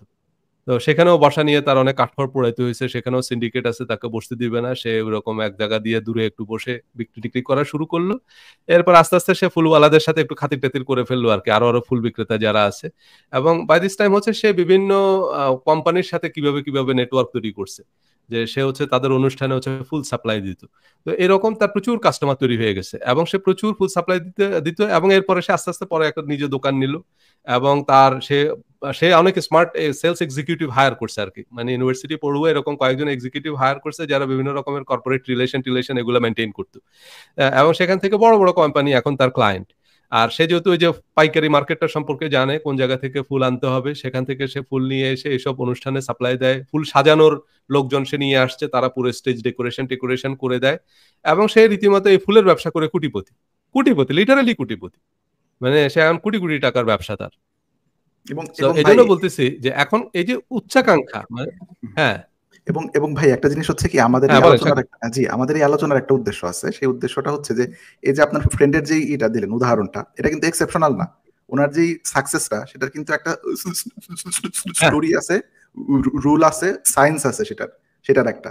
অর্থাৎ সেটা কিন্তু এমনি হয় নাই যে মানে এটা ওই সিনেমার মতো, বাংলা সিনেমার মতো যে ফুল বিক্রি করতে ওইখান থেকে এক রাতের মধ্যেই কোটিপতি হয়ে গেছে। বিষয়টা কিন্তু সেটা না। এবং আরেকটা জিনিস, সেটা হচ্ছে যে আমাদের মানে এই একই সিস্টেম, হ্যাঁ, সিস্টেমেটিক ওয়ে। এবং আরেকটা জিনিস আছে, সেটা হচ্ছে যে আমাদের মধ্যে এই আইডিয়াটাই হয়ে গেছে যে আমরা সবাই মনে করি কি যে আমাদের একাডেমিক্যালি খুব সাকসেসফুল হইতে হবে, মানে আইবিএ, এমএ এসব শেষ করতে হবে, হইলে বোধহয় আমাদের চাকরি বাকরি আছে, অনেক অপরচুনিটি আছে। কিন্তু অনেক সময় আসলে আমি যে জিনিসটা লক্ষ্য করছি, যে আমাদের যে ধরনের সিলেবাস আমাদের, সেটাতে আপনার অনার্সে ওইভাবে কোনো স্কিলই আমাদের বিল্ড আপ হয় না। আপনি অনার্সে ইউনিভার্সিটিতে বা জাতীয় বিশ্ববিদ্যালয় বা এনি ইউনিভার্সিটিতে যেই পরিমাণ সময় আমরা করি অপচয়, যে মানে অপ্রয়োজনীয় জিনিসের পিছনে, ওইটুকু সময় যদি আমরা একটা real life skill build up করতাম, যে মানুষের সাথে ইন্টারাকশন করতে হয় কিভাবে, বা একটা আইডিয়ার উপরে ফোকাস করতে হয় কিভাবে, এটাও যদি আমরা শিখতে পারতাম, এটা কিন্তু অনেকের জন্য খুব হেল্পফুল হইতো। আসলে একাডেমিশিয়ানের যেই জিনিসটা, এটা তো খুব অল্প কিছু মানুষের জন্য, এক্স্যাক্টলি সবার জন্য তো না এটা। হুম হুম হুম হ্যাঁ এক্স্যাক্টলি হ্যাঁ। তো আচ্ছা এরপরের যে পয়েন্টটা, হ্যাঁ সত্যি কথা, কারণ হচ্ছে যেটা সেটা হলো এরকম আরো অনেক সাকসেস স্টোরি বলা যাবে। আমি আমার আশেপাশে এরকম অনেক দেখছি। আমেরিকায় এসেও অনেকে আছে তারা একদম ছোট একটা প্রফেশন থেকে শুরু করছে, মানে একসময় উনি ট্যাক্সি চালানো দিয়ে শুরু করছে। তো এরপরে হচ্ছে কি উনি অনেক ট্যাক্সিওয়ালাদের সাথে একটা নেটওয়ার্ক তৈরি করছে, নেটওয়ার্ক মানে তৈরি করছে। আরো আরো যারা ট্যাক্সি ড্রাইভার আছে তাদের সাথে একটা নেটওয়ার্ক তৈরি করছে তাদের, এবং এই বিষয় এই লাইনগুলো মানে ট্যাক্সি রিলেটেড যাবতীয় প্রশ্নের উত্তর তাকে জিজ্ঞেস করলে পাওয়া যাবে। মানে উনি নিজে এগুলো নেট ঘেটে আরো অন্যান্যদের কাছ থেকে শুনে শুনে এগুলো সব উনি জেনে রাখছে, যে কারণে ট্যাক্সির লাইসেন্স কিভাবে রিনিউ করতে হয়, কোথায় গেলে ট্যাক্সি ভাড়া পাওয়া যায়, কোথায় গেলে প্যাসেঞ্জার পাওয়া যায়, সব কিছু উনি জানে। এবং এটা উনি নতুন যারা আছে তাদেরকে আবার নিয়ে একটা অ্যাসোসিয়েশনের মতো তৈরি করে ফেলছে। সবাই ওনাকে মিয়া ভাই মানে আর কি। এভাবে আস্তে আস্তে একটা নেটওয়ার্ক তৈরি হওয়ার পরে একটা সময় উনি একটা গ্যারেজ দিয়ে বসলো। সেই গ্যারেজ থেকে উনি এখন ট্যাক্সি ভাড়া দেয়। এখন ওনার প্রায় ৩০০-র মতো গাড়ি আছে। তো এখন আর উনি নিজে চালায় না। এখন ওই যে কারণ ওনার ওই নেটওয়ার্ক আছে, তো একজন আরেকজনকে রেকমেন্ড করে ওনার এখন একটা বড় অ্যাসোসিয়েশন আছে এবং সেখান থেকে মোটামুটি উনি এখন মাল্টিপল সিক্স ফিগার ইনকাম করে অনায়াসে। কারণ ওনার এখন তার নিজে গাড়ি চালায় না, উনি ওনার কাছ থেকে মানুষ ভাড়া নিয়ে চালায় আর কি, এবং উনি যেহেতু অভিজ্ঞ এই লাইনে, তো ওনার কাছে সব প্রশ্নের উত্তর পাওয়া যায়। এবং ভাই এইরকম আমাদের কেউ একটা রেস্টুরেন্টে হুম এবং ভাই আমাদের এক্সাম্পল গুলোর মাধ্যমে কিন্তু আরেকটা আলোচনা উঠে আসলো, এটা আমাদের আমাদের ইয়ের সাথেই সম্পর্কযুক্ত, এই যে বিষয়টা নিয়ে কথা বলতেছিলাম উচ্চাকাঙ্ক্ষা, সেটার সাথে রিলেটেড। এখন উচ্চাকাঙ্ক্ষার মানে কিন্তু সবসময় এটা না যে আমাকে হচ্ছে আইনস্টাইন হইতে হবে, আমাকে স্টিভ জবস হইতে হবে, এটা হ্যাঁ কিন্তু হ্যাঁ না। অর্থাৎ আমি এক্স্যাক্টলি ফুলের বিজনেস করতেছি, হুম হুম হুম ফুলের বিজনেস করতেছি, মেকানিকের বিজনেস করতেছি, সেখান থেকেও কিন্তু আমার উচ্চাকাঙ্ক্ষা গ্রো করা সম্ভব, সেখান থেকেও কিন্তু আমার উপরে ওঠা সম্ভব, এটাই হচ্ছে আসলে জি উচ্চাকাঙ্ক্ষা। হ্যাঁ, মানে আমি আমি যদি আমার যে জায়গাটা আছে সেখান থেকে একটু ইমপ্রুভ করতে পারি। নট নেসেসারিলি যে আমাকে মিলিয়নিয়ার হইতে হবে, আমার মার্সিডিজ, ল্যাম্বরগিনি এইসব এইসব এইসব থাকার, এগুলাকে আমরা অনেকটা সাকসেসের সাথে কেন জানি সিম্বলাইজ করে ফেলছি আরকি। যে আমার যদি ল্যাম্বরগিনি না থাকে তাহলে আর আপনি কিসের সাকসেস? এবং কিছু মানুষ আছে, সেটা নিয়েও আমি একটু কথা বলতে চাচ্ছিলাম আপনার সাথে। যে আমরা আমরা কেমন জানি একটা অসুস্থ জেনারেশন আমরা তৈরি করে ফেলতেছি। কারণ আমাদের সেলিব্রিটিরা অনেক সময় এসব কথাগুলো বলে। আমাদের কয়েকজন সেলিব্রিটি আছে আপনার যেমন ওই যে বর্ষা নামে একটা নায়িকা আছে। উনি সেদিন দেখলাম এসে বলতেছে যে উনি এক জামা ২ বার পরে না। এইটা হচ্ছে গিয়ে উনার একটা বিরাট গৌরবের বিষয়। মানে উনি উনার এত দামি, দামি জামা কিন্তু এক জামা উনি ২য় বার পরে না। তো সেখান থেকে আমাদের এই জেনারেশনের মধ্যে এরকম একটা তৈরি হয়েছে যে তারাও এরকম দামি, দামি ব্র্যান্ডের জামা কিনবে। কিন্তু ওই যে একটা জামা পড়ছে, একবার ছবি তুলছে, Instagram এ পোস্ট দেওয়া হয়ে গেছে, এই জামা ২য় বার পরা যাবে না। তাহলে মানুষ তাকে গরিব মনে করবে। মানে সে কিন্তু আসলে বড়লোক না। তার কিন্তু আসলে পয়সা নাই। কিন্তু সে হচ্ছে এরপরে হচ্ছে যে সে পয়সার জন্য পাগল হয়ে যেতেছে, কারণ তার আরো পয়সা দরকার, তার আর জামা লাগবে। কারণ কেন তার এত জামা, তারপরেও কেন জামা লাগবে? কারণ ওই যে ওই জামার ছবি তো দেওয়া হয়ে গেছে, ইনস্টাগ্রামে দেওয়া হয়ে গেছে, এটা তো দেওয়া যাবে না। তাহলে সে বড় লোক না, কিন্তু সে বড় লোকই দেখাচ্ছে। কারণ আমরা আমাদের এই জেনারেশনটাকে বুঝাচ্ছি যে সাকসেস মানে হচ্ছে এইসব দামি দামি জামা কাপড়, দামি দামি ব্র্যান্ড, এইসব বড় লোকই দেখানোটাকে আমরা মনে করতেছি সাকসেস। বড় লোক হওয়াটার উপর আমরা ফোকাস করতেছি না, আমরা বড় লোকই দেখানোর উপর ফোকাস করতেছি। কিন্তু ভিতরে ভিতরে কিন্তু আমি আসলে বড় লোক না, কিন্তু আমি বড় লোকই দেখাচ্ছি। আমি জ্ঞানী না, কিন্তু আমি জ্ঞানের খুব ভাব নিতেছি। তো এই বিষয়টা হচ্ছে এই এই জায়গাগুলোতে এখানে আমাদের মধ্যে কিছু জিনিস তৈরি হয়। আমাদের সেলিব্রিটি যারা আছে তারা অনেক সময় এগুলোকে সিম্বলাইজ করে ফেলছে, যে দামি গাড়ি, দামি বাড়ি, এগুলো হচ্ছে যে এগুলাকে আমরা অনেক সময় এগুলো না থাকলে সে আর সাকসেসফুল না। আপনি যেই জায়গায় আছেন সেখান থেকে আপনি যদি একটু ইমপ্রুভ করতে পারেন, সেখান থেকে যেন আপনি আপনার ব্যবসাটাকে আরেকটু ভালো করতে পারেন, আরো ভালো সার্ভিস দিতে পারেন কাস্টমারকে। এভাবে করে করে আস্তে আস্তে ইয়েগুলো তৈরি হচ্ছে। আচ্ছা, অভাব। অনেক সময় উচ্চাকাঙ্ক্ষা আছে, ঠিক আছে। কাজগুলো করতে হবে, এই করতে হবে। কিন্তু তা অর্জনের জন্য যা করণীয় তা করার ইচ্ছা নাই। মানে কাজটা করতে হবে। যেমন ধরেন তারা যুদ্ধ জিততে আগ্রহী। যে ভাই যুদ্ধটা জিতলে তো ভালো হয়। কিন্তু যুদ্ধটা করতে আগ্রহী না। কারণ যুদ্ধ না করে তো আর যুদ্ধ জেতা যাবে না। দৌড় প্রতিযোগিতায় আমি জিততে চাই, কিন্তু আমি দৌড়াতে চাই না।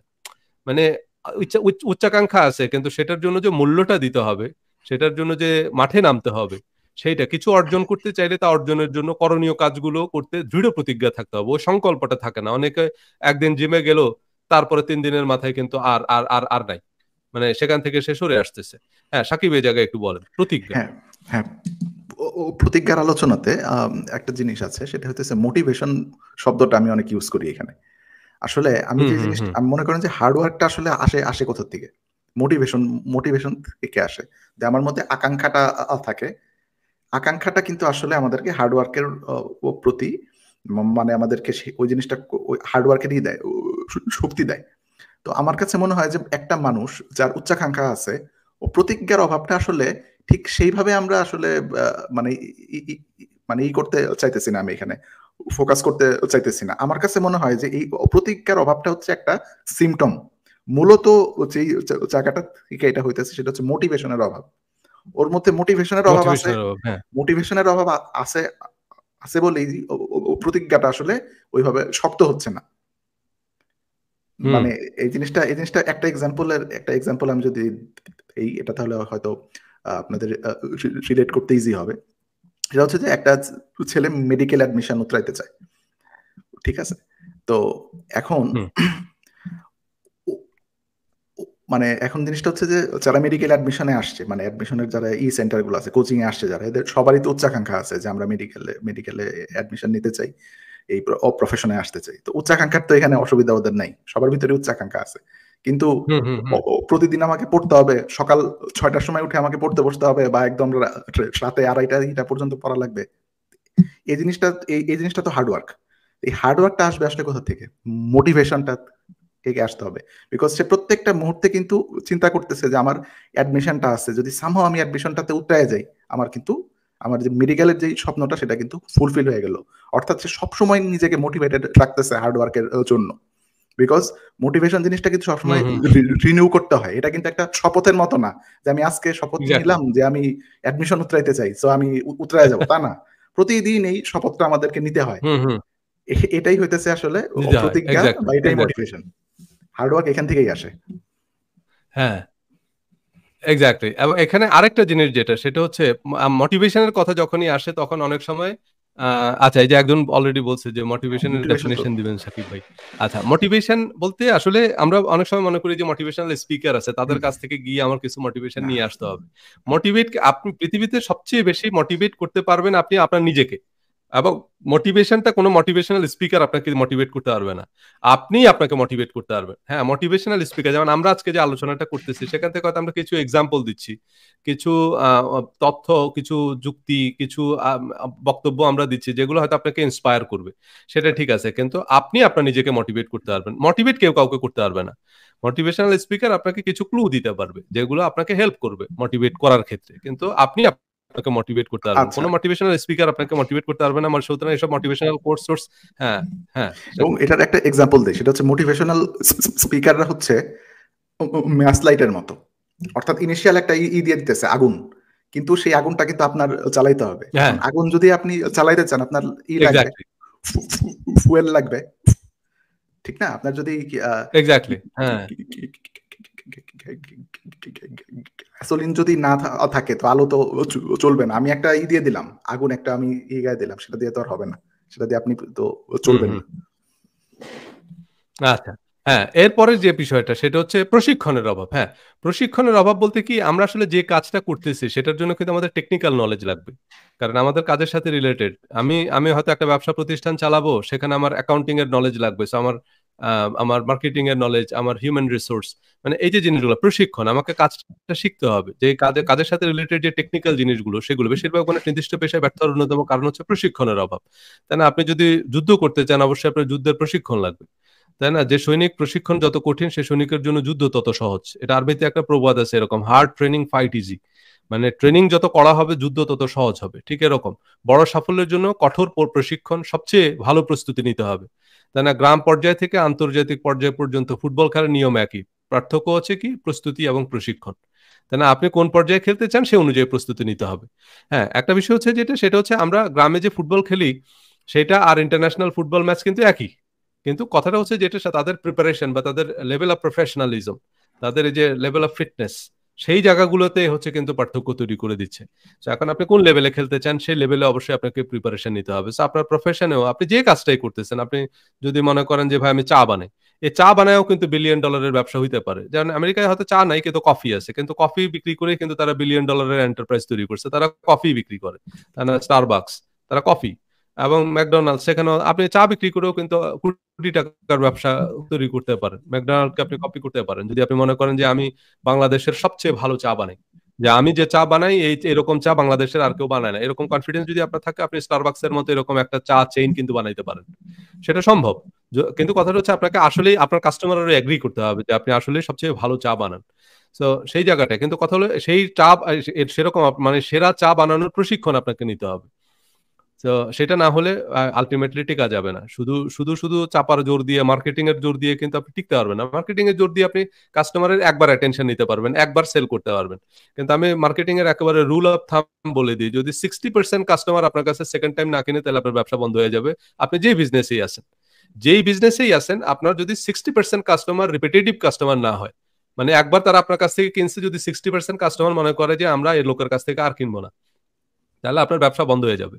তার মানে 60% কাস্টমার আপনার রেগুলার কাস্টমার হতে হবে। হ্যাঁ, 40% কোনো কারণে হয়তো সেকেন্ড টাইম আর আসবে না, তারা হয়তো লোকালিটিতে থাকে না, সেটা ঠিক আছে, কিন্তু 60% কাস্টমার হতে হবে রিপিটেটিভ। তার মানে আপনি যদি ভালো প্রোডাক্ট অফার না করেন, ভালো সার্ভিস অফার না করেন, আলটিমেটলি আপনি মার্কেটে টিকে থাকবেন না। আপনার মার্কেটিং বাজেট যেটা, সেটা পুরো বার্ন আউট হয়ে যাবে আলটিমেটলি। সো সেটা একটা গুরুত্বপূর্ণ বিষয়। হ্যাঁ, শাকিব। টেকনিক জি, এই যে আমরা যে ইস্যুটা নিয়ে আলোচনা করতেছি যে টেকনিক্যাল স্কিল, আমার যেটা মনে হয় যে সেটা হচ্ছে যে আমাদের বাংলা এসে আসলে সামগ্রিক ভাবে এখানে একটা অসুবিধা আছে। অসুবিধাটা হচ্ছে এটাই যে আমরা আসলে স্কিলটা বিল্ড আপ করতে পারতেছি না ওইভাবে। আমার যে জিনিসটা মনে হয় এটার এক্সাম্পলটা হচ্ছে এই যে আমাদের আমাদের কিন্তু অনেক মানুষজন মিডিল ইস্টে আছেন, ইউরোপে আছেন, আমেরিকাতে আছেন। আমি একটা স্ট্যাট দেখে আমার খুব অবাক লাগছে, সেটা হচ্ছে যে আমেরিকাতে একটা অ্যাভারেজ বাংলাদেশি ফ্যামিলির ইনকাম যা একটা ইন্ডিয়ান ফ্যামিলির ইনকাম হচ্ছে তার দ্বিগুণ। তো ইন্ডিয়া থেকে যারা আসতেছে, জি মানে ইন্ডিয়ান একটা ফ্যামিলির ইনকাম হচ্ছে $1,00,000 ইয়ারলি, আর আমাদের হচ্ছে 50 ইজেন্ট টাকা, মানে সরি 50 ইজেন্ট ডলার। তো এই যে ইনকামের যে থক্কটা ওদের সাথে, ইন্ডিয়ানদের সাথে আমাদের, এটা শুধুমাত্র আমেরিকাতে না, আপনি যদি মিডল ইস্টেও যান একই অবস্থা, ইউরোপে যান একই অবস্থা, যে ইন্ডিয়ানরা অন এভারেজ আমাদের চেয়ে সব জায়গাতেই আসলে হায়ার ইনকাম করতেছে। এটার কিন্তু রিজন এটা না যে ওদের চেয়ে আমরা মানে ওদের চেয়ে আমাদের আপনার কম, মানে সামর্থ্যের অভাব আছে আমাদের, বিষয়টা কিন্তু সেটা না। সেটা হইতেছে যে ওরা যেই প্রফেশনটাতে আসে সেটাতে কিন্তু আসলে স্কিলফুল হয়ে আসে। আমাদের মধ্যে এই জিনিসটার একটা অভাব আছে যে আমরা আসলে স্কিলড হয়ে আসি না, এখানে আনস্কিলড অবস্থায় আসি, এবং এরপরে যে জিনিসটা হয় যে মোটিভেশনের অভাবে আমরা সেই স্কিলটাকে ইমপ্রুভই করতে পারি না। ইমপ্রুভ তো ওই করি না। হ্যাঁ, স্টাক হয়ে যায় এক জায়গাতে আমরা, যেখান থেকে আর উন্নতি হইতেছে না। হ্যাঁ, হ্যাঁ, হ্যাঁ, এক্স্যাক্টলি। হ্যাঁ, মানে তো যেই জায়গাটায় আমি আসলে ভালো করতে চাই, সেই জায়গায় আমাকে আসলে প্রপার ট্রেনিং নিতে হবে, আমাকে প্রপার ট্রেনিং নিতে হবে। কন্টিনিউয়াসলি ইমপ্রুভ করতে হবে। আমার আমার আমি যদি আসলে স্কিলফুল হই, তাহলে আমার আসলে অত লবিং টবিং অত কিছু দরকার নেই। কারণ এই এমপ্লয়াররা কিন্তু এখন আসলে রিজিউমে দেখে যে মানুষকে নিয়োগ দেয়, কথা সবসময় সত্যি না। তারা এসব রিজিউমে পড়ে না, তারা জানে যে এগুলো ভাই এখন এআই মেআই দিয়ে এসব রিজিউমে টিজিউমে বানায় ফেলানো যায়। মানে এসব প্রোফাইল টোফাইল দেখে এখন মানুষ খুব একটা ইমপ্রেসড হয় না, কারণ প্রফেশনাল সিভি রাইটার আছে, আমি তাকে দিয়ে দিব, সে বানায় দিবে। তো এসব দেখে এখন আর এমপ্লয়াররা ইমপ্রেসড হয় না। কিন্তু একজন মানুষ যদি কাজ জানে, বরং তারা দেখা যায় যে এই অনেক বেশিরভাগ মানে বড় বড় পোস্টে তো তারা ইভেন সার্কুলারও দেয় না। তাদের হয়তো জানা আছে যে হ্যাঁ অমুক একটা লোক আছে, তার সম্পর্কে সে জানে, তাকে সরাসরি নিয়োগ দেয়। মানে তার কোনো অ্যাপ্লাইও করা লাগে না, কিছুই করা লাগে না। তো আপনার যদি আসলে কাজের দক্ষতা থাকে, তাহলে কিন্তু আপনার উন্নতি অটোমেটিক্যালি হবে। আর এবং কাজের দক্ষতা না থাকলে যতই আমরা এসব মার্কেটিং রং চং লাগাই, আলটিমেটলি লাভ হবে না। ওসব রিজিউমে টিজিউমে পড়ে তার ইন্টারভিউ বোর্ডে গেলে সে বুঝে ফেলবে। বুঝে ফেলবে। এবং আমরা ভাই আমাদের ওই আমেরিকাতে আসার যে এইটা আছে, এপিসোডটা আছে, ওইখানে এটা নিয়ে আমরা একটা আলাদা রাখবো, অংশই রাখবো, যে এখানে প্রফেসরদের আসলে রিকোয়ারমেন্ট গুলা মানে কোনটা কোনটা ওনারা কোনটার উপরেই দেয় ফোকাস। আমি এটা নিয়ে হয়তো হ্যাঁ, একটা আলোচনা রাখবো। আমাদের অনেক সময় কিন্তু মিস্টেক হয়, আমরা মনে করি কি যে এটা লিখতে হবে, ওইটা লিখতে হবে, বা এটা করতে হবে, সেটা করতে হবে, কিন্তু এটা আসলে কোনো কিছুই প্রফেসররা চাইতেছে না। ওনাদের চাইতেছে না, চাওয়াটা কিন্তু এক্স্যাক্টলি। সম্পূর্ণ আলাদা। হুম, হুম, এটা হুম, আমাদের হুম, আগে হুম। বুঝতে হবে। ওকে, হ্যাঁ, ঠিক আছে। আচ্ছা, এরপরে আরেকটা জিনিস যেটা আমাদের ব্যর্থ হওয়ার পিছনে, সেটা হচ্ছে আমরা প্রায়োরিটি বুঝতে পারি না। যে আমার আসলে কোনটা, এই যে যেটা বললেন যে কোনটা আসলে আমার গুরুত্বপূর্ণ। এই মুহূর্তে অনেকগুলো কাজ থাকতে পারে, কিন্তু কোনটা সবচেয়ে বেশি গুরুত্বপূর্ণ।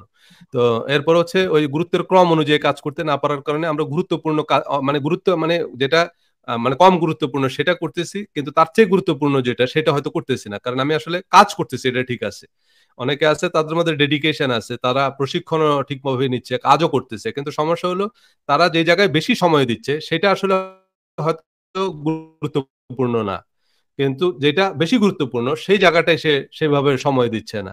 এরকম ওই যে আপনি একটা লেখা লিখছিলেন ওই যে ইংলিশ ফর টুডে, মানে এখানে এমন কিছু কিছু জিনিস আছে যেগুলো জি। ইংরেজি শিখতে গিয়ে আমরা এমন গুরুত্বহীন কিছু জিনিসের জায়গায় এত কষ্ট কিন্তু করছি, মানে ইংরেজি কষ্ট করে শেখার জন্য চেষ্টা কিন্তু আমরা যে কম করছি তা না। না। আমরা যে পরিমাণ কষ্ট করছি এতে তো ইংরেজির জাহাজ বনে যাওয়ার কথা, তাই না? কিন্তু কথা হলো শেষ পর্যন্ত হয় নাই কি কারণে? কারণ হচ্ছে প্রায়োরিটি। একটা ভাষা শেখার জন্য যে জিনিসগুলো আসলে জরুরি সেই জিনিসগুলো করা হয় নাই। কিন্তু দেখা গেছে যে, যে জিনিসগুলো জরুরি না, যে জিনিসগুলোর সাথে ভাষা শেখার আসলে কোনো সম্পর্ক নাই, সম্পর্ক সেই নেই। জিনিসগুলো হয়তো আমরা মাসের পর মাস, দিনের পর দিন মানে গাধার মতো সেগুলো মুখস্থ করছি, তাই না? যেমন আমি তো পড়ছি মাদ্রাসায়, যে কারণে আমার তো ইংরেজির অবস্থা আরো শোচনীয় অবস্থা এবং কোনো গাইডলাইন নাই। এবং আমাদের আলিয়া মাদ্রাসায় তখন খুব জনপ্রিয় একজন টিচার ছিল। তারে সবাই চিনে অবশ্য, ফিরোজ মুকুল, এফএম মেথড। মানে আমাদের সময় এফএম মেথড একসময় খুব জি। বিখ্যাত ছিল এফএম হ্যাঁ, মেথড। হ্যাঁ, হ্যাঁ। FM method. এই ফিরোজ মুকুল স্যার আবার আমাদের ইংরেজি পড়াতেন আলিয়া মাদ্রাসায়। তো উনি পড়ায় ভালো। মানে উনি এমনি শিক্ষক হিসেবে ভালো আরকি। আ র র অনেক মজা করে পড়ায়। লিটারেচার পড়াইতো আমাদেরকে। তো যাই হোক, আমরা শেষ পর্যন্ত পরে আমিও এফএ মেথডেও ভর্তি হইছি। মনে করলাম যে সেখান থেকে যদি ইংরেজি শেখা যায়। তারা কিছু রুল-টুল মুখস্থ করাইতো। পরে দেখলাম যে এগুলা তো আসলে একদমই বাকওয়াস। এগুলা দিয়ে তো আসলে কেউ আসলে ইংরেজি শিখতে পারবে না। ওই যে আমি যাই, তুমি যাই, সে যাও। এসব মুখস্থ করে আল্টিমেটলি এবং কি হাস্যকর আরকি। এবং ভাই আমরা যেহেতু নিয়ে আলোচনা করতেছি, ল্যাঙ্গুয়েজ নিয়ে আলোচনা করতেছি। আমি অনেকবার আরবি শেখারই করছি, অ্যাটেম্প্ট নিছি।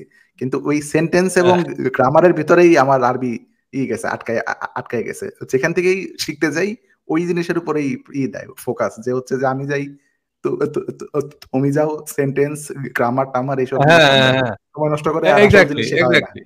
মানে একটা সেটাই। ভাষা শেখার জন্য যেটা জরুরি সেই জিনিসটা কিন্তু আমরা চেষ্টা করি, কিন্তু আমাদের দেশেও এই যে মাদ্রাসায়ও আ আ এই যে মাদ্রাসায় কিন্তু প্রচুর আরবি আরবি পড়ায়। আরবি পড়তে হুম, হয় স্টুডেন্টদেরকে। আরবি এত সাবজেক্ট আছে এবং আরবি গ্রামার এত সিরিয়াসলি পড়ানো হয়। কিন্তু মাদ্রাসার ছাত্ররা কিন্তু আরবিতে কথা বলতে পারে না। মানে আমরা এই যে অনেক সময় ধমক-টমক দেয় আরকি যে, "আপনি কি আরবি জানেন, ভাষা জানেন?" কিন্তু সেই হুজুরকে যদি আপনি বলেন যে, "ভাই একদম। এতক্ষণ যে কথাগুলো বলছেন, এই কথাগুলো একটু আরবিতে বলেন।" তখন দেখবেন যে উনি আর আপনার কাছে নাই। ওই অত্র এলাকাতেই নাই। উনি বলতে পারবেন না আরবিতে। কিন্তু কথা হচ্ছে আরবি গ্রামার কিন্তু খুব ভালোভাবে পড়ায়। আমি সেগুলো একবারে নামতার মতো আমাদেরকে এমনভাবে মুখস্থ করায় আমার এখনো মনে আছে। কিন্তু কথা হ্যাঁ, হচ্ছে এবং যেটা সেটা হলো যে সেভাবে আমরা কথা বলতে পারি না। কারণ ওই যে একটা ভাষা শেখার যে আসল প্রক্রিয়া, সেই হুম, প্রক্রিয়ার হুম, মধ্যে আমরা নাই। কিন্তু রাইট। যে জিনিসগুলোর আসলে ভাষা শেখার সাথে সম্পর্ক নাই, সেগুলো মুখস্থ করাইতেছে। একটা শব্দের অনেকগুলো রূপ হয় আরকি আরবিতে। ফালা, হুম, ফালা, হুম। ফালু এগুলা ফালা মুখস্থ ফাইল, করায়। হ্যাঁ। মানে অনেকগুলো রূপ হয়। কিন্তু এগুলো ভাষা শেখার সাথে জরুরি না। যে কারণে হচ্ছে মাদ্রাসার ছাত্ররা অনেক ভালো গ্রামার জানে। আরবদের থেকে ভালো গ্রামার জানে। কিন্তু হচ্ছে আপনার আরবিতে বলতে পারবে না। সো প্রায়োরিটি কোনটা গুরুত্বপূর্ণ, কোনটা কম গুরুত্বপূর্ণ সেই জিনিসগুলো আমরা ইয়ে করতে পারি না। যেমন পরীক্ষায় ২ নম্বরের একটা টিকা লেখার জন্য যদি আমি ৩০ মিনিট সময় নিই, তাহলে ২০ মিনিটের রচনা লেখার জন্য ২ মিনিট সময় পাওয়া যাবে না। সো এইটা আমাদের জীবনের অন্যান্য ক্ষেত্রেও হয়। যে আমি একটা জায়গায় সময়টা নষ্ট করে ফেলতেছি, যে কারণে আমার করা কাজটা আর হয় না। যেটা করার কথা ছিল। যে কাজে নম্বর বেশি সে কাজে গুরুত্ব দেয়া হয় না। সেই অনুযায়ী আমরা শ্রম বরাদ্দ করি না। আচ্ছা, এরপর হচ্ছে আরেকটা গুরুত্বপূর্ণ পয়েন্ট যেটা সেটা হচ্ছে দীর্ঘসূত্রিতা। দীর্ঘসূত্রিতা এটা একটা মানসিক রোগ বা এটা আমাদের একটা মনের অবস্থা। এই যে করব করে আর করা হয় না। যে সবকিছুই ঠিকঠাক তবুও এই করব করে কাল পরশু অজুহাত, ওই যে যেটা যারা কোনো নেশা ছাড়তে চায় তারাও জানে যে এটা খারাপ, এটা ছেড়ে দেওয়া উচিত। কিন্তু তারপরেও ছাড়তে পারে না আরকি। কারণ এই যে দীর্ঘসূত্রিতার যে বৃত্ত, আ সেই বৃত্তে আমরা আটকা পড়ে যাচ্ছি আরকি। যে এখান থেকে বেরোতে পারতেছি না। এই প্রসঙ্গে একটু সাকিব বলেন।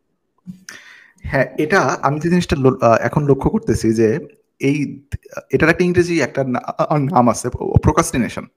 তো এই হ্যাঁ, procrastination জিনিসটা কিন্তু এখন একটা মেজর সমস্যা। বিশ্ববিদ্যালয়ের অনেক ছাত্র ছাত্রীর ভিতরেই এটা আমরা মানে মানে লক্ষ্য করতেছি। ইনফেক্ট এটা আমাদের মধ্যেও আছে।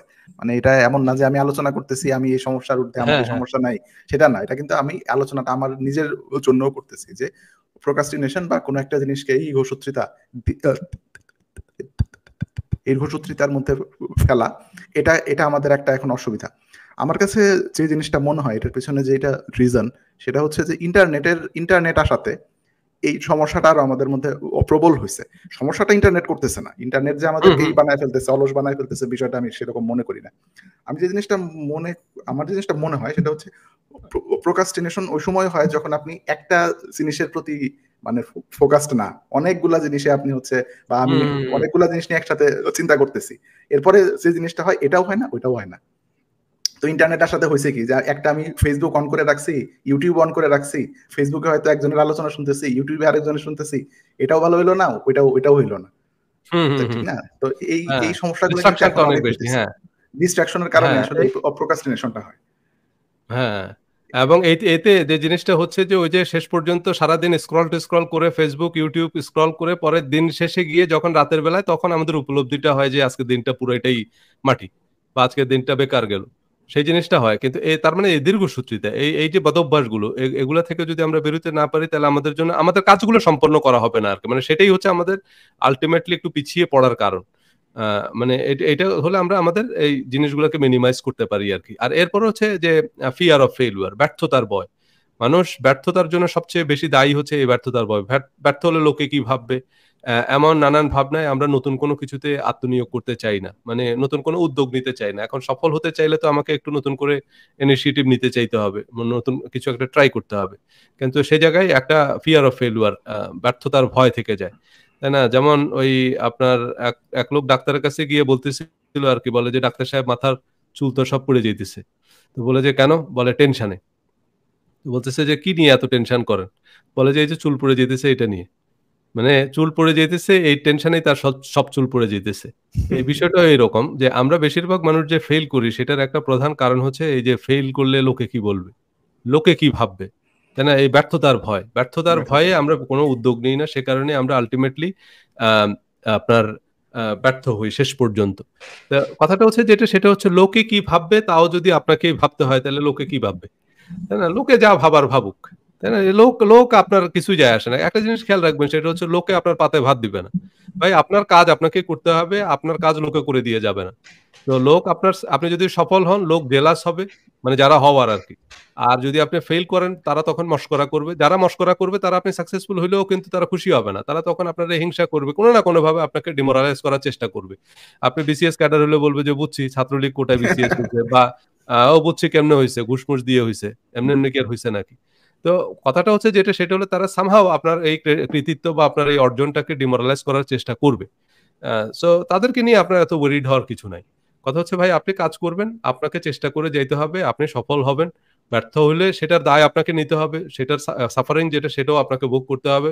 আ সফল হলে আপনি সেটা এনজয় করবেন সেটার ফ্রুইট যেটা। সো ব্যর্থতার ভয় সেই জিনিসগুলো আ আমাদের অনেক সময় ভাবিত করে সেই জায়গাগুলো থেকে আমাদের একটু সরে আসতে হবে। এখানে আচ্ছা কি আমি এ প্রসঙ্গে হ্যাঁ। হ্যাঁ, কিছু এড করতে চাচ্ছিলাম। আসলে এই ফিয়ার অফ ফেইলিউর বা ফেইলিউর এর যে আতঙ্কটা আমাদের মধ্যে সবসময়, এটা আসলে কোথা থেকে আসে? এটা আসে যে আমরা সাকসেসের স্টোরি শুনতে অভ্যস্ত। মনে করেন এক্সাক্টলি। যে একটা মানুষকে আমরা মনে করি কি যে স্টিভ জবস একদিনেই সাকসেসফুল হয়ে গেছে। তা আমি যদি একটা হ্যাঁ। উদ্যোগ নেই এবং আমি যদি ফেইলিউর হই তাহলে তো আমি তো উনার মতো হইতে পারলাম না। কিন্তু হুম, স্টিভ হুম, জবস যে হুম। ফেইল করতে জবস হইছে, এটা কিন্তু আমরা মানে মিডিয়াতে আসে না। বা আমরা যেই স্টোরি গুলা শুনি ওইখানে কিন্তু এই জিনিসটা আসে না। হ্যাঁ, হ্যাঁ। একদম এই আনসাইড। জিনিসগুলো খুব যেমন ডিমোরালাইজ যেমন করে। আমি একটা জিনিস জেনে খুব অবাক হইছি কিছুদিন আগে। সেটা হইতেছে যে আইনস্টাইনের পিএইচডি কিন্তু ও ১ম বারে হয় নাই। উনার অ্যাডভাইজার উনার উপরে অসন্তুষ্ট। হুম, সো হুম, উনাকে ড্রপ আউট করতে হইছে। এরপরে হুম, 2nd এ আরেকজন অ্যাডভাইজারের সাথে উনি উনার রিসার্চটা আগায় নিছেন এবং আইনস্টাইনের যেটা মেইন আইডিয়া গুলা ছিল সেটার সাথে উনার অ্যাডভাইজারের আইডিয়ার কিন্তু আসলে মিল ছিল না। অর্থাৎ উনি অ্যাডভাইজারকে হ্যাপি রাখার জন্য অন্য মানে কিছু একটা উনারই শেষ করছে। আচ্ছা। পিএইচডি শেষ করছে। তো এখন আমরা যখন ইএসডি করতে আসি আমেরিকাতে, আমাদের মধ্যে কিন্তু সবসময় এইটা থাকে, আতঙ্কটা থাকে যে এখন যদি অ্যাডভাইজারের সাথে আমার কোনো সমস্যা হয়, আমার যদি জিনিসটা শেষ না হয়, এখন হুম, হুম, আমি হুম। আইনস্টাইনের মতো মানুষেরও তো ভাই অসুবিধা হয়, হয় না? তো সেটাই। এক্সাক্টলি। হ্যাঁ, তো যারা যত বড় সাকসেস স্টোরি আছে সেগুলোর ভিতরেও কিন্তু ব্যর্থতার গল্প ব্যর্থতা আছে। থাকে। তারা ব্যর্থ হয়েই তারপরে সফল হলো। তো সেটা হচ্ছে গিয়ে বিষয়। এখন আমার একটা কথায় আমি যদি শেষ করে দেই আলোচনাটা, সেটা হইতেছে যে ফেইলিউর কে আমাদের নরমালাইজ করতে হবে। হ্যাঁ, হ্যাঁ। না এটা ফেইলিউর কে সত্যি। আর নরমালাইজ করতে সাকসেস হবে। স্টোরি গুলো আমাদেরকে মানে একতরফা যখন আমরা সাকসেস স্টোরি গুলো শুনি, সেগুলো কিন্তু আমাদের মধ্যে এক ধরনের প্রেশার ক্রিয়েট করে। প্রেশার তাই না? ক্রিয়েট এই করে। যে যখন এখন তো আমাদের সোশ্যাল মিডিয়া সেলিব্রিটিরা যেভাবে নিজেদের সাকসেস স্টোরি দেখাচ্ছে, টেস্টিমনি দেখায়, নিজের কাছেই এখন আর কথা বলতে ইচ্ছা করে না। যে তা আমি ভাই কোন পদাধিকার বলে কথা বলব। তাই না? তারা আমেরিকার গ্রিন কার্ড ফেলে বাংলাদেশে চলে গেল। তো এখন আমার মনে হচ্ছে ভাই আমি তো তাহলে আমেরিকার গ্রিন কার্ড ফেলে তো বাংলাদেশে না গেলে তো মানে আমার কথা বলার রাইট নেই। নিজের মধ্যে একটা গিল্টি ফিলিং তৈরি হয় আরকি। যে আমি তো ভাই আমেরিকা বসে আছি কাঙ্গালের মতো। তাহলে কথাটা হচ্ছে যে এই যে জিনিসগুলোকে ওই যে বললাম না একজন এক জামা একবারের বেশি পরে না, তো আমার কাছে মনে হইতেছে তো আমারও তো বলবো যে ভাই আপনি তো এই এক জামা পরে 3 বার লাইভে আসলেন। তো মানে সেই জিনিসগুলো এক ধরনের প্রেশারাইজ তৈরি করে, মানে একটা সোশ্যাল প্রেশার আর কি। তো এত সাকসেস স্টোরি শুনে মানুষ মনে করে যে হাই হাই আমি যদি ফেল করি, তো ফেইলুয়ার তো সাকসেসের একটা পার্ট। যারা অনেক সময় অনেকে অতিরঞ্জিত, তারা তাদের ফেইলুয়ারের স্টোরি বলে না, তারা বিভিন্নভাবে নিজেদেরকে ফুলিয়ে ফাঁপিয়ে দেখায় যে তারা যেখানে হাত দিচ্ছে সেখানে সফল হচ্ছে। কথাগুলো এরকম সত্যি না, এগুলোর পিছনে অনেক বিষয় আছে, বিশেষ করে ডিজিটাল মার্কেটিং স্পেসে আপনার কন্টেন্ট মার্কেটিং এর জায়গাগুলোতে এরকম অনেক ফাঁফা জিনিস আছে। সেগুলো নিয়ে আমি পরে যখন ডিজিটাল মার্কেটিং সিরিজ বানাবো তখন কিছু কথা বলবো। আমার পেটের ভিতরে কিছু কথা আছে যে ডিজিটাল মার্কেটিং এর দিল্লি কা লাড্ডু, মানে ডিজিটাল মার্কেটিং এর নামে এরকম অনেক কিছু করতেছে। মানুষ মনে করে যে হাই হাই রে আমি ডিজিটাল মার্কেটিং করলাম না, এটা করলাম না, এই কোর্স কিনলাম না, তাহলে মনে হয় আমার জীবন বৃথা, আমি কি না জানি মিস করতেছি। কিছুই মিস করতেছে না। ডিজিটাল মার্কেটিং এগুলো খুবই সিম্পল কনসেপ্ট। ডিজিটাল মার্কেটিং বললে আসলে কিছু নাই, জিনিসটা মার্কেটিং, সহজ কথা। এখন তো দুনিয়ার সবকিছুতে ইঞ্জিনিয়ারিং ও তো ডিজিটাল। যারা মেকানিক্যাল ইঞ্জিনিয়ার বলেন, সিভিল ইঞ্জিনিয়ার বলেন, তারা কি ডিজিটাল প্রযুক্তি ব্যবহার করতেছে না? কিন্তু সেটাকে ডিজিটাল সিভিল ইঞ্জিনিয়ারিং বলা হয় না, সিভিল ইঞ্জিনিয়ারিং জিনিসটা।